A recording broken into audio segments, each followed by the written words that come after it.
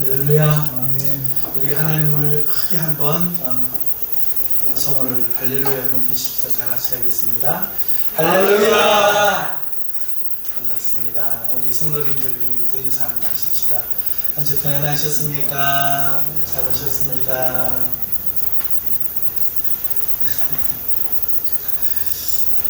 자, 우리 로마서 12장 14절 말씀 가지고 영원한 신자의 영원한 질문, 신자의 영원한 질문이라는 제목으로 말씀을 전하도록 하겠습니다.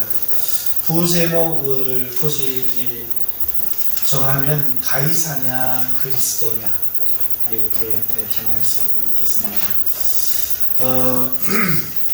오늘 저희가 읽은 이 말씀은요, 지난주에 소개를 드린 것처럼 14절부터 이제 교회의 형제를 향한 하나님의 뜻, 예수님을 믿고 거룩한 성전에 대해서 영적인 산제사를 이제 죄를 회개하게 하기 위한 것이 아니라 하나님의 은혜를 갚으며 기뻐하는 신자로서 하나님이 살기 원하시는 그 뜻을 행하는 성도로서 신약에 살아가야 될 성도의 모습은 하나님의 아들이신 예수 그리스도의 몸이 되는, 다시 말해서 교회가 되는 건데, 교회는 건물이 아니죠. 예배당이 아닙니다. 우리 사람들이죠. 믿는 사람들입니다. 그러니까 이 몸이라고 하는데 떨어져 있으면 안 되잖아요. 그래서 사랑으로, 아가페 사랑으로 연결되어서 지체가 될 뿐만 아니라 지체가 되어서 각자에게 주신 은사가 있어요. 그러니까 그 은사대로 섬긴다는 거죠.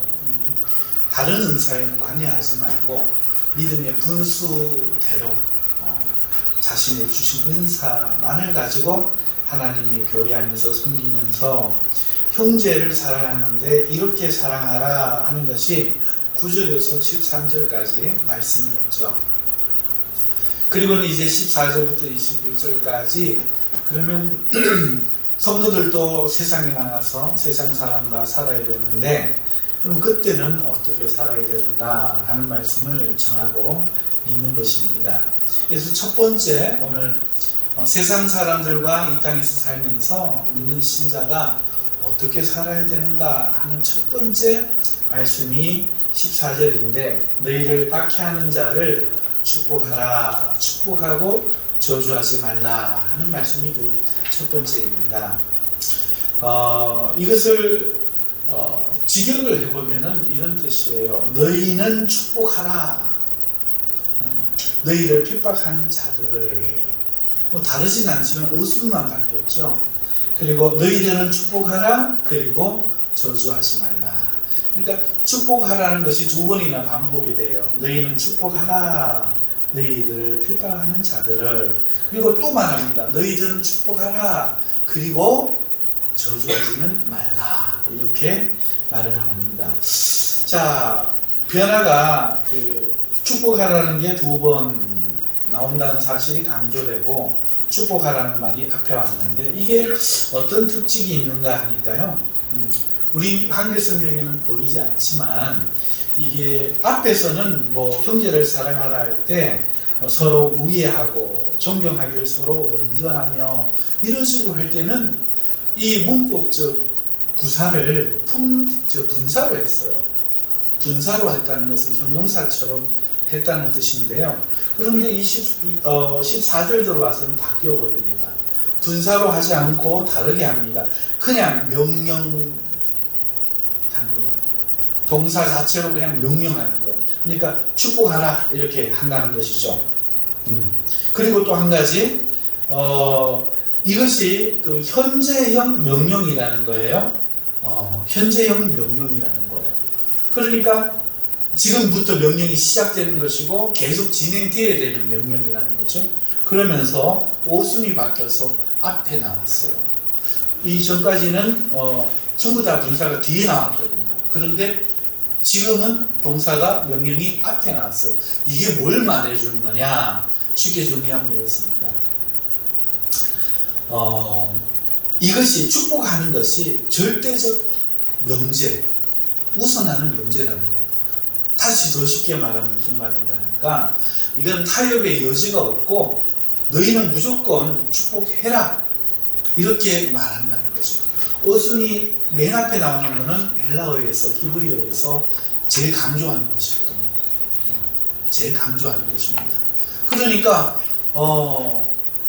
동사로 확정 지으면서 어순 앞에 나오면서 현재 명령을 써서 계속 진행해서 너희가 사람 축복해야 될 것을 지금 이야기하고 있다는 거죠. 자, 요게 문법적으로 우리가 잠시 살펴보았고요. 그러니까 이거는 의견이 있을 수 없다는 겁니다. 너희를 박해하는 자들을 너희가 축복해야 된다는 거예요. 그리고 여기서 축복하라라는 이 율로게오라는 이 헬라어는요, 유라는 단어와 로고스라는 단어가 합쳐진 거예요. 유는요, 잘, 훌륭하게, 이런 뜻이에요. 그리고 로고스는 말씀, 명사로서 말씀, 그 다음에 진술, 서술, 이런 뜻입니다. 그러니까 잘 말하다, 잘 진술하다, 훌륭하게 말하다, 이런 뜻입니다.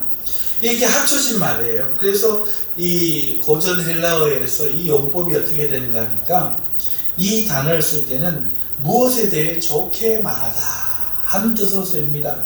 다시 말해서 훌륭하게 혹은 잘 말하다 라는 뜻이거나 어떤 사람에 대해서 좋게 말한다, 좋게 말한다 이런 뜻으로 사용되었어요. 특별히 이렇게도 생각할 수는 있는데 신이 사람에게 축복하거나 사람이 신이 찬양할 때도 이 단어는 사용되었어요. 하지만 현재 여기 이것이 세상 사람들에게 대한 거기 때문에 그 용례는 빼는 게 맞겠죠. 그러면은 세상 사람들에게 그것도 핍박하는 자들에게 잘 말해라, 좋게 말해라 이런 겁니다. 왜 이걸 설명하느냐 하면 축복하라는 단어가 가진 우리나라 뜻 때문에 그래요. 그리고 그게 72인역 성경에서도 제가 지금 염려하는 부분이 드러나기 때문에 설명을 드립니다. 72인역 성경에서는요, 이 72인역 설명드렸지만 궁금하신 분들에서 잠깐 설명드리면 구약 성경이 있어요. 이 구약 성경은 히브리어로서 쓰여졌습니다. 그러니까 헬라 사람들이 못 읽는 거예요. 영어권 사람들이 한글 못 읽는 것처럼. 그래서 이 히브리 그 성경을 헬라어를 사용하는 히브리 랍비들이 번역을 한 거예요. 헬라어로. 그러니까 구약을 번역한 거죠. 자, 그때 이 번역될 때에 이 유로게오라는 그 축복하다 하는 이 단어가 번역이 됐는데 히브리어의 어떤 단어를 그렇게 번역했는가 하면은 바라크라는 단어를 번역을 했어요. 이 바라크는 뭔가 하니까 야곱이 아들을 축복할 때 바라크라고 말하는 거예요. 그러니까 우리가 생각하는 축복하다와 똑같은 거죠. 누군가에게 복을 빌어주는 거, 그죠? 잘 되기를 원한다. 물론 이것도 잘 말하는 거예요. 네가 건강하기를 원한다. 만수무강하기를 원한다. 이게 축복하는 거잖아요. 우리가 생각하는. 그리고 71인역에서 바라크는 그런 건데 그거를 이 유로게오라는 단어, 축복하라는 단어로 이제 그 번역을 한 겁니다. 그러면 이제 우리가 생각을 해야 되겠죠. 세상을 향한 지금 내용인데 너희를 핍박하는 자들, 이 자들에게 대해서 너희가 축복하라일까, 복을 빌어주고 이거일까, 아니면 잘 말하라, 좋게 말하라, 훌륭하게 말하라 일까? 여러분 어느 거겠습니까? 생각하시면서 말씀을 계속 들으시면 좋겠습니다. 자, 여기서 핍박하는 자들은 하는 것도 조금 생각을 해봐야 돼요. 여러분, 핍박하는 것은 어떤 게 핍박입니까? 모르긴 해도 횟수로 한번 생각해 봅시다. 한 번 하면 핍박일까요? 두 번 하면 핍박일까요? 아니면 질로 생각해 볼까요? 대충 하다가 하는 게 핍박일까요? 아니면 막 집요하게 핍박하는 게 핍박일까요? 이것도 생각해 봐야 되겠죠. 근데 여기서 사용되는 단어가 디오코예요. 디오코. 손 대접하기를 힘쓰라 할 때 디오코라고 말씀드렸잖아요. 힘쓸 때 추적하듯이 힘써라 그랬는데 이게 바로 박해하다, 추적하다. 그러니까 집요하게 막 쫓아다니면서 박해하는 걸 이야기해요. 그러니까 어쩌다 한번 지나가다가 나를 나쁘게 이야기하거나 손해를 끼치게 이야기하는 게 아니고 집요하게 쫓아다니면서 성경에도 그런 이야기가 많이 나오죠. 사도행전에 보면은 뭐 반대하고 회방 놓고 이런 사람을 이야기하는 겁니다. 그러니까 이걸 합치면 어떻게 돼요? 집요하게 막 무슨 원수가 졌는지 몰라도 내게 무슨 억가심정이 있는지 몰라도 세상 사람이 성도를 향해서 집요하게 따라다니면서 박해를 하는데 이때 어떻게 해야 된다?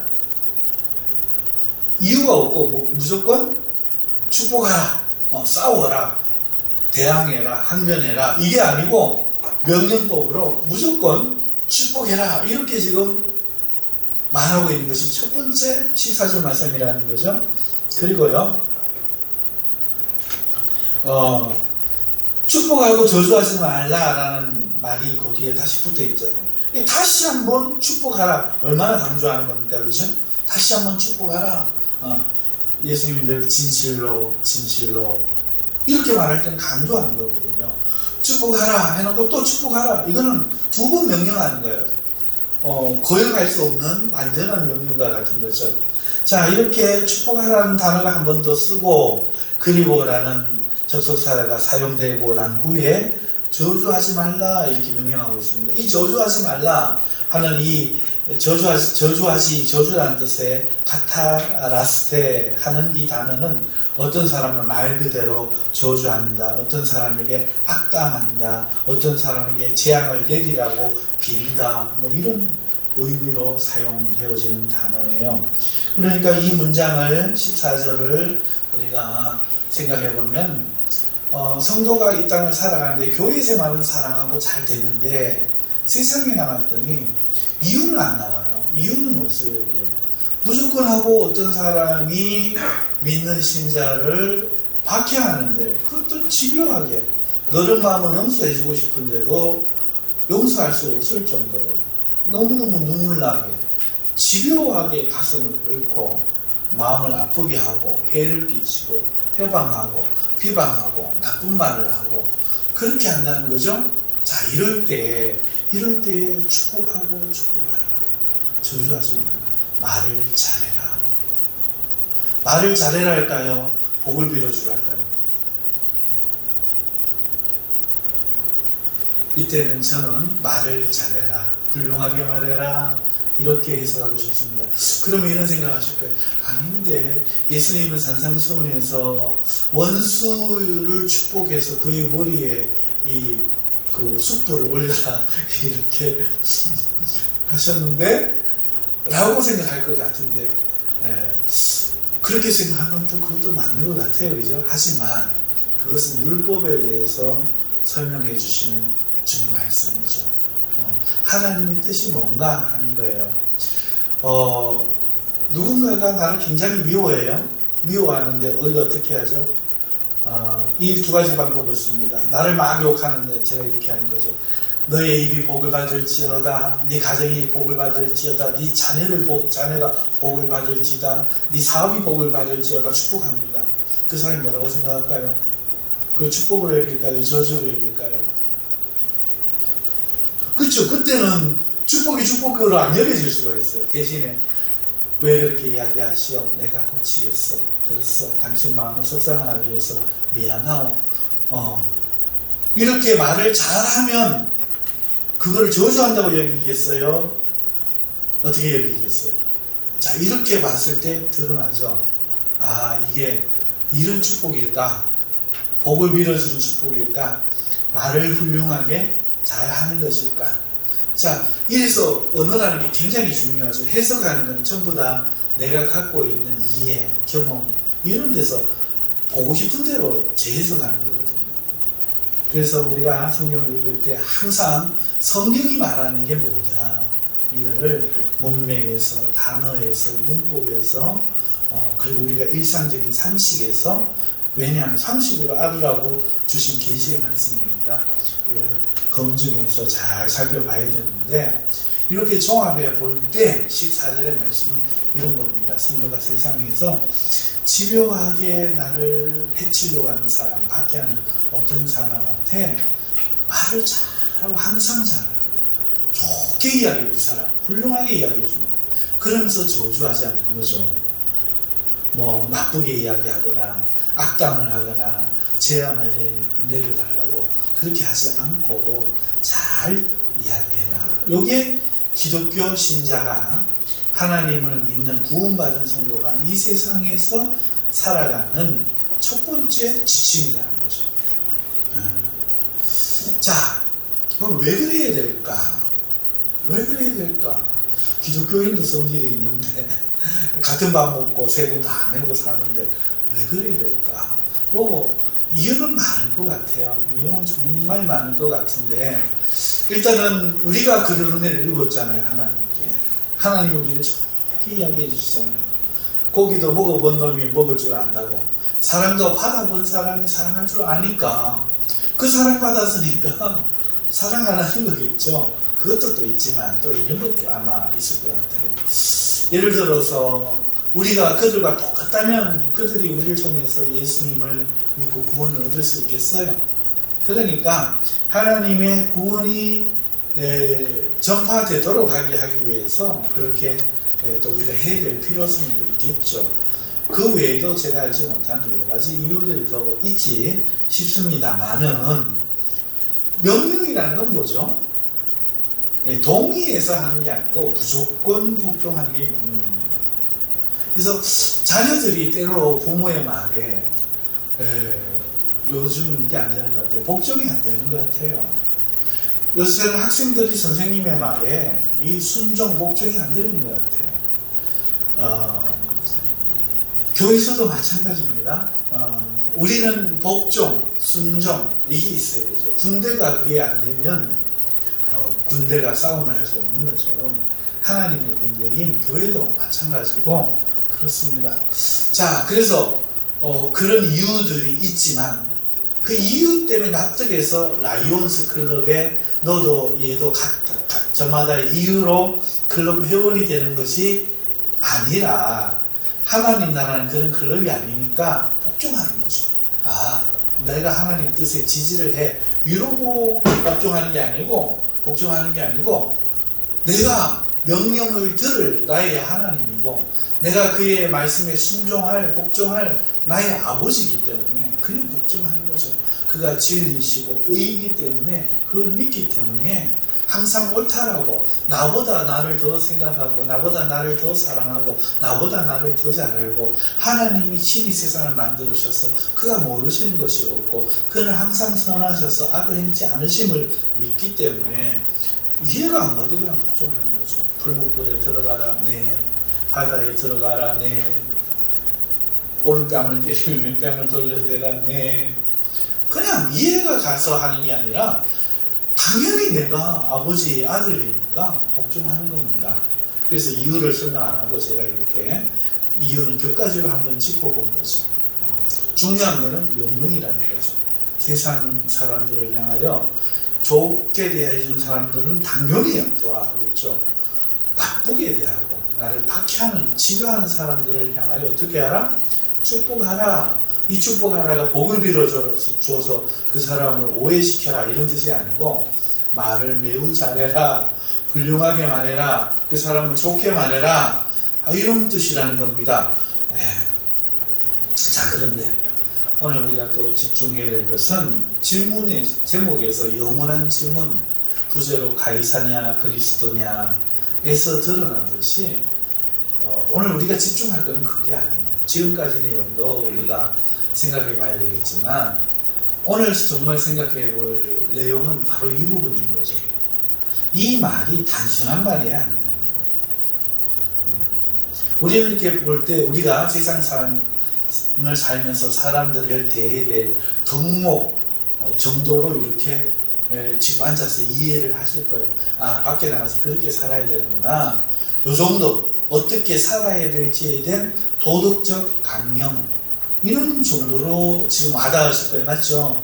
그런데 그런 차원이 아니었다는 거예요. 사실은 이 14절 말씀은 시대적 상황과 맞물리 도덕적으로 어떤 그런 것이 아니라 목숨이 걸린 이야기였다. 굉장히 진지하고 이걸 듣는 자들이 굉장히 부딪히는 그런 이야기였다는 거죠. 오늘 여러분들에게 세상에 나와서 그리스도의 사랑으로 축복하시고 박해하는 자들에게 좋게 이야기하시길 바랍니다. 할렐루야. 한번 그렇게 그냥 아멘이 보신 거예요. 그런데 이게 아니고 이런 거죠. 여러분 나가서 누구누구를 축복하고 저주하지 마시길 바랍니다. 그러니까 얼굴이 막 붉어지고 그거는 못하겠습니다. 이런 내용입니다. 여러분 요나 선지자가 왜 하나님 명령을 어기고 불순종했을까요? 니느웨로 가서 그 복음을 전하면 되는데 하나님 심판하신다는 것을 전해서 회개하게 하면 되는데 다시 쑥 도망가잖아요. 선지자인데 왜 그랬을까요? 지금 대한민국 드라마가 애플에서 방송되어 가지고 대한민국 역사 이야기가 방송돼서 난리난 드라마가 하나 있습니다. 여러분 아세요? 파친코입니다. 파친코. 일제강점기 시대에 우리 한민족의 역사를, 그 애환을, 그 고통을 고스란히 노벨 문학상을 받았는 그 한국 작가의 이야기로 펼쳐내는 드라마, 어마어마하게 칭찬받고, 그래서 한국의 역사가 재조명되고 일제의 만행이 세상에 밝혀지는 그런 역할을 하는데, 그 일제 사람들에게 우리 그 강제징용 당해서 아버지가 죽고 오빠가 죽고 누이가 종군 위안부로 끌려간 사람에게 일본 사람을 축복하시고 저주하지 마시기 바랍니다. 그 당시에 설교했다면 어떻게 될까요? 그런 문제. 요나에게 죽어도 그건 못하겠습니다. 저 인간들이 회개하고 복까지 받는 데는 나는 못 보겠습니다. 이 뜻입니다. 갈아 먹어도 시원찮다. 뜯어 먹어도 시원찮다. 내가 눈을 감고는 못 죽겠다. 원한이 피부에 사무쳤던 그 일제 강점기에 그 피해자들에게 성도들이 예수님 믿고 복 받으려고 저거 불 좀 내려주세요 하고 여기에 모였는데, 너희는 축복하라. 너희를 핍박하는 자들을 축복하고 저주하지 말라. 그대는 훌륭하십니다. 그대가 그런 이유가 있었겠지만 오늘 뭐라 그러노? 이런 예수 안 믿는다 하고 일어나지 않겠어요? 이게 그런 이야기입니다. 지금 이 로마서가 쓰여진 게 주 한 57년경 정도 되거든요. 근데 이때 무슨 일이 있었는가 하니까 기독교인들의 첫 박해가 있었어요. 바로 네로 황제의 박해였죠. 이 박해 기간이 54년에서 68년까지입니다. 그러니까 지금 57년이니까 이 중간에 있는 거예요. 지금 이 박해 기간에 들어간 로마인들에게 로마서를 쓰고 있는 거잖아요. 로마 5대 황제가 된 네로는요, 즉위 5년간은 자기 그 가정교사 세네카의 영향으로 이 가난한 자들을 위한 법령을 개정하는 등 상당히 훌륭한 성공적인 그 통치를 했어요. 그런데 곧 그 헛된 꿈을 꾸기 시작하고 향락에 빠져가지고 타락하기 시작했습니다. 자, 그렇게 되자 그를 사랑했던 시인과 예술가들이 그를 실망하고 증오하고 미워하기 시작했는데 이런 사람들이 등을 돌리자 다 지식인층이거든요. 자신의 이 안전에 대한 두려움을 느껴가지고 자기의 생모 아그리피나하고 자기 아내 옥토비아를 죽여버립니다. 남은 친척들로 살해해버렸어요. 그러니까 광인이 되어가는 거죠. 그 시대에 경건한 사람들인 그리스도가 그때 급속히 확장되고 있습니다. 바울의 3자 전도여행까지 해서 급속히 확장되고 있는데 그들이 너무너무 경건하게 사니까 아무 말을 안 하고 있어도 네로의 잘못은 더욱더 드러나게 되겠죠. 그래서 기독교인들을 박해할 마음을 가졌는데 주 64년 7월 18일 로마 시내에 큰 화재가 일어납니다. 그리고 많은 이들이 이 네로의 소행으로 의심을 해요. 그러자 네로는 민심을 안정시키려고 이 모든 책임을 그리스도인들에게 떠넘기고 이 그리스도인들을 잡아서 무차별 학살하기 시작하는데 맹경이나 사자의 밥을 던져주는 겁니다. 그리고 십자가에 처형합니다. 모든 책임을, 코로나 책임을 신천지, 코로나 책임을 교회, 우리가 당해봤잖아요. 우리 당해봤잖아요. 얼마나 살떨립니까? 모임도 못하냐고, 뒤에 치료비를 구상권 청구한다 그러고, 무슨 죄인 보듯이 온 나라가 기독교인들, 개독교들 막 그랬잖아요. 로마 시내 불난 것을 가지고 이거를 기독교인 탓이다. 즉 거짓 증거를 만들어서 그렇게 하면서 사람들을 선동하고 그리고 막 무참히 죽이는 거예요. 그것이 54년에서 68년까지 있었던 기독교인의 10대 박해 중에 첫 번째 박해. 첫 번째 박해, 네로의 박해였어요. 이 편지를 받는 57년경은 이미 박해가 시작되었고, 이런 배경에서 너희는 박해하는 자들을 축복하라.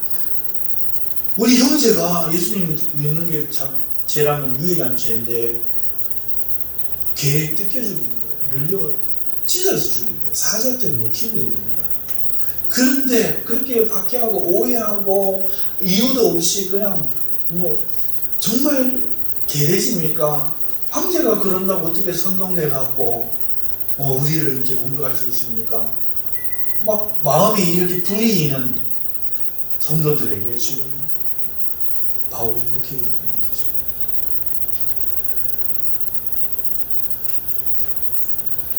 자, 그런데요, 기독교 박해는요, 역사예요, 역사. 10대 박해가 있다고 했죠. 네로 황제의 박해가 54년에서 68년 첫 번째였고, 두 번째가 도미시안 황제 때 또 박해가 일어나요. 기독교인이 무슨 동네 북인가? 81년에서 96년까지 박해를 했고, 트라야누스가 97년에서 117년 동안 또 이 황제가 박해했고, 하드리안 아주 못된 황제인데 117년에서 138년 동안 완전히 몰살시가 박해했고, 마르쿠스 아우렐리우스 황제가 161년에서 180년에 다섯 번째 박해했고, 셀티미우스 세베누스 황제가 191년에서 211년, 막시미누스 황제가 235년에서 238년, 지금 횟수를 한번 보세요. 데시오스 황제가 또다시 249년에서 251년까지 박해를 했고, 발레리우누스 황제가 257년에서 259년까지 박해했어요. 디오크레티아누스 황제가 284년부터 303년까지 10차례의 그동안의 사소한 박해, 유대인들의 박해, 어디의 박해, 이런 건 박해에 들어가지 않고 집단적으로, 나라적으로, 세계적으로, 거국적으로 박해를 한 게 10번이 넘어요. 이때 수천만이 죽었어요. 그런데 이 명령이 바뀌어본 적이 없어요. 이때 기독교인들이 로마를 대항해서 일어나서 항전운동하고 특공대 조직해서 황제를 암살하고 이래 본 적이 없어요. 이때 기독교인들은 축복하면서 죽어갔다니까요. 이 명령을 받고. 이거 우리가 생각하는 우리 남들보다 세상 사람들보다 인격적으로 못했어야 되겠습니까?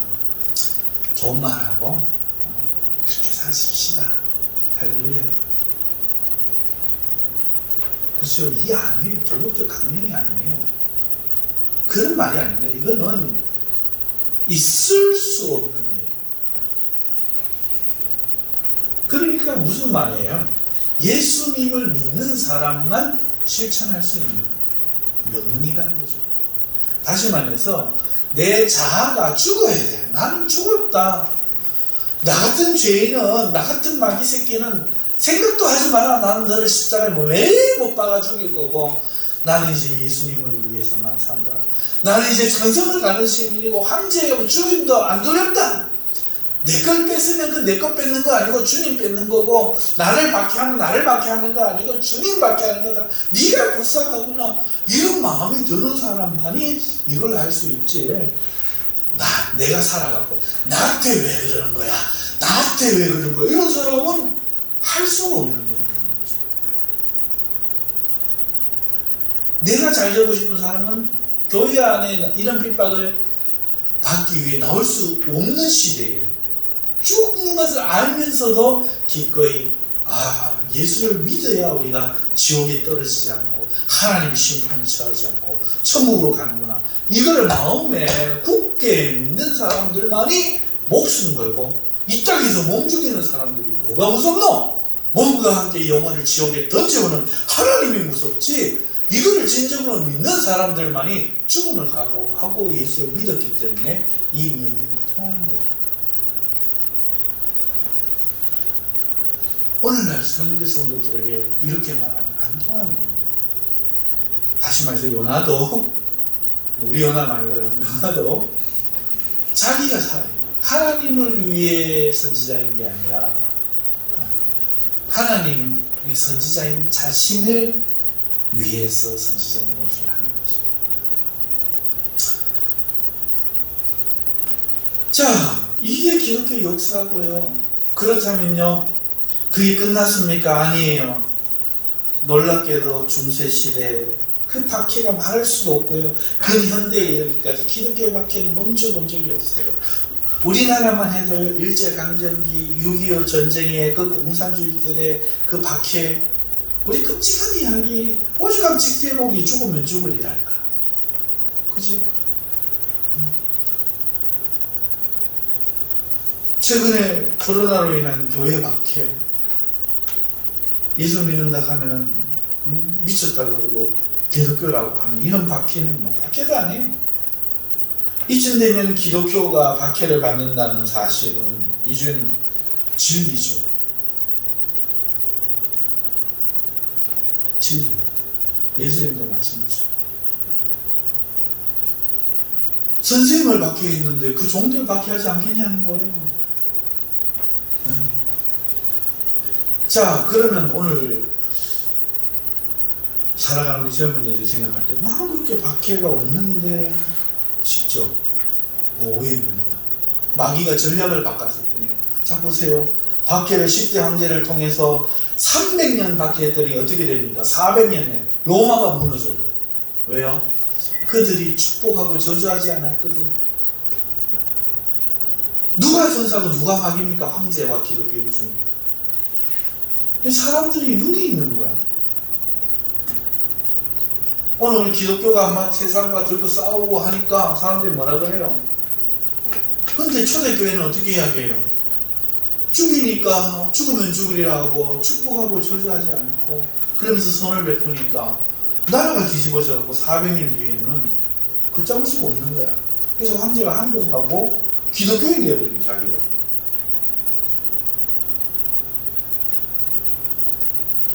박해하면 박해할수록 일어서는 거. 그게 기독교의 복음이었어.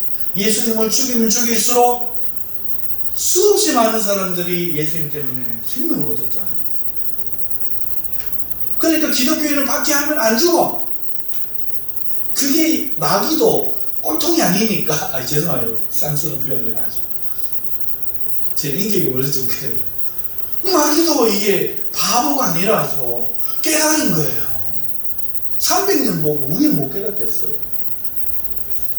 그래가지고 전략을 바꾼 거예요. 수천 년 내려오는 그 역사 속에서 모든 민족이 그렇게 된다는 것을 본 거예요. 그 종교개혁 시대에 다 본 거예요. 그래가지고는 안 된다는 것을 봤어요. 박해의 결과는 그리스도교의 확장이다. 결론 난 거예요. 왜냐하면 참 그리스도를 쫓는 자들이 이 땅에서의 자신의 삶에 미련이 없는 거예요. 저 하늘에 있는 성을 바라보고 사는 거예요. 그러니 이기심이 그들에게 있어서 뭔가 내꺼 이래야 싸움도 붙일 맛이 나고 그 뺏어본다 하고 확 이렇게 협박도 하는데 이기심이 없는 거예요. 가진 것을 나누며 사랑을 베풀어 버리는 거예요. 그러니까 박해 가운데 신앙이 지켜지는 거예요. 교회가 확장되는 거예요. 중세 때도 필박했더니 교회가 확장되어 버리는 거예요. 그래서 마귀는요, 전략을 바꾸어서 가짜 신앙을 만들기로 생각했어요. 평화시대를 만드는 거죠. 300년 전에, 그 주 300년 이후에 400년에 기독교를 나라의 종교로 공부하자 우리나라로 말하면, 지금 우리로 말하면 부흥이 일어난 거예요. 모든 사람이 교회로 몰려오는 거예요. 그런데 그게 교회가 망해버려요.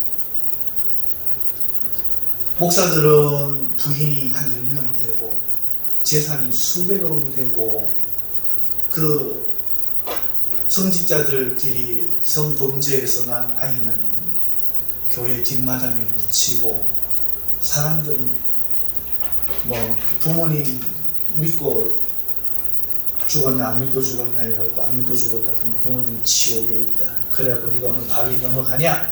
밭을 팔아가 바쳐라. 막 이러고 교회가 그렇게 돼버린 거예요. 이게 교회냐? 이렇게 돼버린 거예요. 그러니까 사람들이 오는 게 좋은 게 아닌 거예요. 진짜 오지 말라 오면 죽는다 할 때 오던 그 사람들은 세상을 뒤집는 힘이 있었지만 교회에 와서 뭔가 마음의 평안을 얻고 삶의 위로를 받고 또 뭔가 도움이 되고 이런 식으로 교회에 오니까 교회가 있잖아요. 건물이 너무너무 화려해지고 부유해지고 그런데 신앙은 바닥을 치고 마귀의 속으로 예수님 오실 때처럼 바뀌어버렸던 거죠. 그래갖고 이것을 확인하는 이 마귀는 또 그렇게 하는 거예요. 그것이 가톨릭이고 중세시대 복음은 확장되지 않고 교회의 악명은 높아만 갔죠. 왕도 자기 마음대로 했으니까.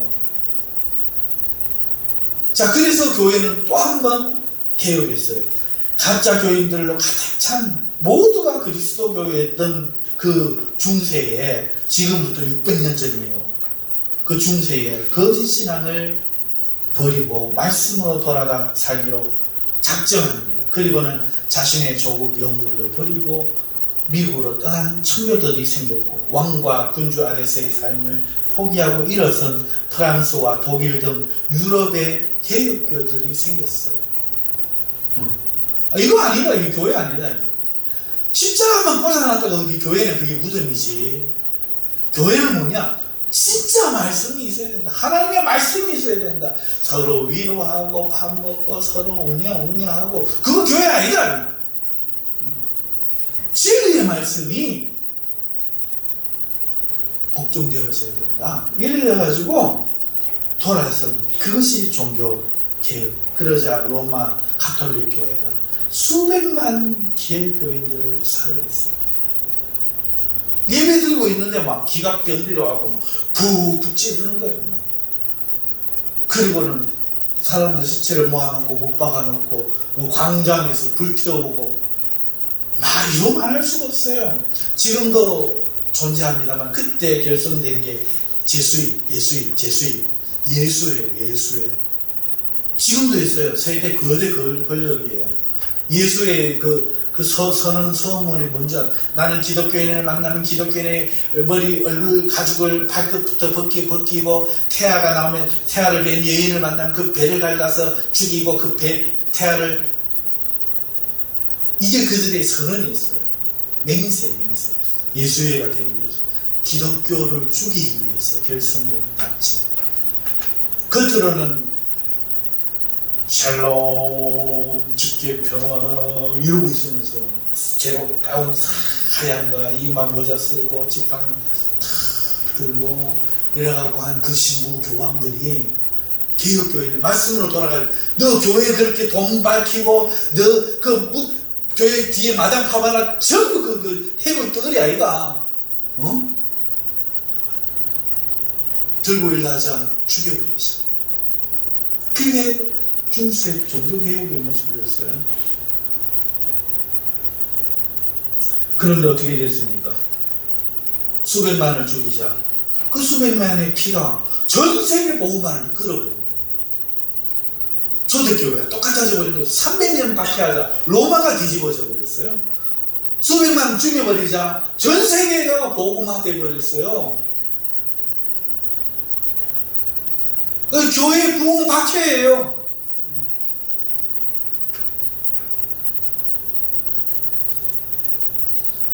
이제 마귀는 어떻게 합니까? 그러니까 절대로 박해하는 거예요. 그래서 자본주의와 민주주의 시대에 새로운 박해를 여는 거예요. 산업화, 개인주의 이걸로 교회를 물들이는 거예요. 야, 돈 벌어서 먹고 살아야지. 돈 벌어서 먹고 살아야 되지. 야, 뭐 교회에 와서 전념하고 그래. 개인의 행복이 중요한 거야. 이러고 흩어버린 거예요. 이거 막 세뇌, 학업으로 만들고 교과로 만들고 해가 막 세뇌를 하는 거예요. 모두가 그게 매달리게 하는 거예요. 그래서 온 세상 사람들과 마찬가지로 지금 교회는 산업화 시대에 살아가는 이 문제를 위해 기도하고 이 문제에 매달려 사는 거예요. 이제는 아무도 청교도들처럼 도시의 삶을 버리고 신앙을 지키려는 이유로 그 평안한 삶을 버리고 소읍으로 떠나 들어서 나무를 캐고 밀 심고 이렇게 사는 사람이 없다는 거죠. 큰일 나는 줄 알아요. 직장이 떨어지면.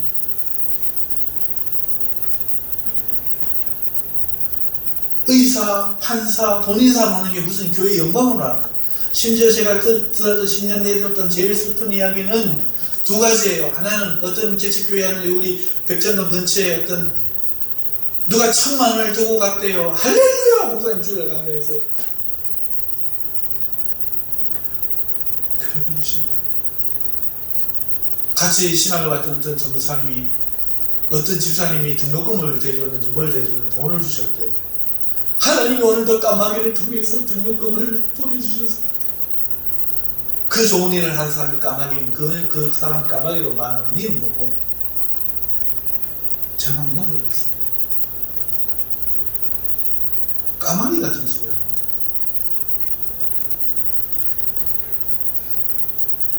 이게 산업화 마귀의 전략이에요. 자본주의의 마귀의 전략이에요. 개인주의의 마귀의 전략이에요. 행복주의의 마귀의 전략이에요. 박해를 받아도 주 예수를 믿고 천성을 가진 성도들은 이제 없어요. 얼마나 예배를 편안하게, 얼마나 나의 감성적으로 맞게, 얼마나 샤프하고 심플하게 세련되게 예배를 드리고 나에게 부담을 주지 않고 그러면서도 나의 정서적이고 인격적이고 영적인 어떤 것들을 터치해 주느냐. 여기에 모든 사람들이 관심 가지고 목사 설교에 그 단어 표현 하나에 그 정제된 몸짓과 개입되어진 손짓 하나, 제스처 하나에 우리 목사님 그러면서 수천만 명이 몰려듭니다.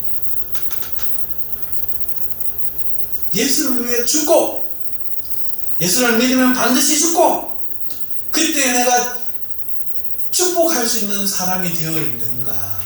나는 진짜 예수를 믿는 사람인가? 하는 이 안타까운 신념, 이 진심이 없이 천국 가고 싶습니다. 예수님 믿고 싶습니다. 사랑하고 싶습니다. 외치면서 진심은 안락하고 평안한 삶을 삽니까? 이런 사람들에게는 절대로 이 말씀이 안 들어가는 거죠. 들어갈 수가 없는 거예요. 여러분 믿으십니까? 예수 믿기 참 힘들죠. 참 못해 먹겠죠. 네, 그게 기독교는 죽으러 가는 종교예요. 죽어야 사는 종교라고요. 저 부활의 주님을 믿기 때문에, 저 천성이 곧 우리에게 도래할 거기 때문에, 그걸 믿기 때문에 이 땅의 삶을 포기하는 거예요. 그게 세례잖아요. 아버지 누구, 엄마 누구의 아들로 태어난 나는 물에 파묻히며 죽는다.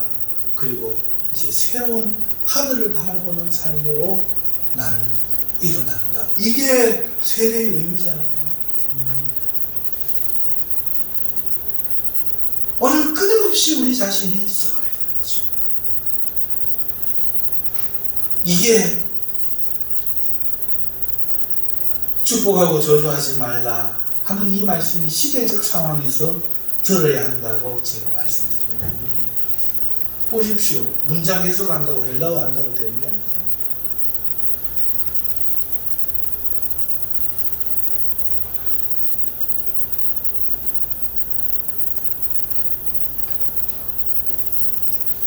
주차장에 몇 달 전이었는지 한두 달 전이었는지 주차를 하려고 하는데 하도 빈민들도 없어. 그래가지고 밖에 세우려고 가고 내가 이렇게 들어오고 있는데 자리가 하나 비었어. 거기에 있었더니 사모님이 얼른 차 갖고 오는 사이에 어떤 젊은 사람이 보더니 사람이 서 있는데 막 차를 막 뒤로 막 미는 거예요. 왜 그러시냐고 그랬더니 주차하려고 그러는데 사람 있는 거 안 보이시냐고. 있으면 주차장에 주차하는 게 먼저지. 사람이 거기 왜 서 있냐고. 화가 나는 거예요.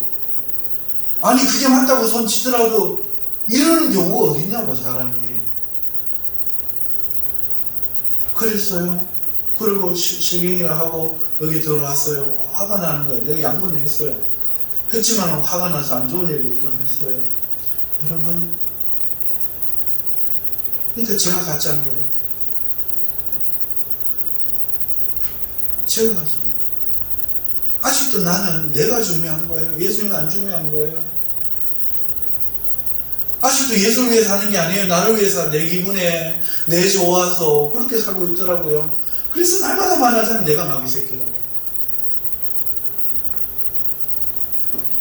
제가 그러면 여러분은 어떻습니까? 여러분들은 그렇게 살고 계십니까? 날마다 죽어요. 방법이 없어요. 하나님 나 같은 것 어찌하여 나 같은 것을 위해 죽으셨습니까? 주님, 성령으로 이 마음이 살지 못하도록 날마다 죽여주시오. 주님의 형상 내 안에 비춰주옵소서. 만들어주옵소서. 기도할 수밖에 없죠. 이거는 안다고 해서 할 수 있는 일이 아니에요.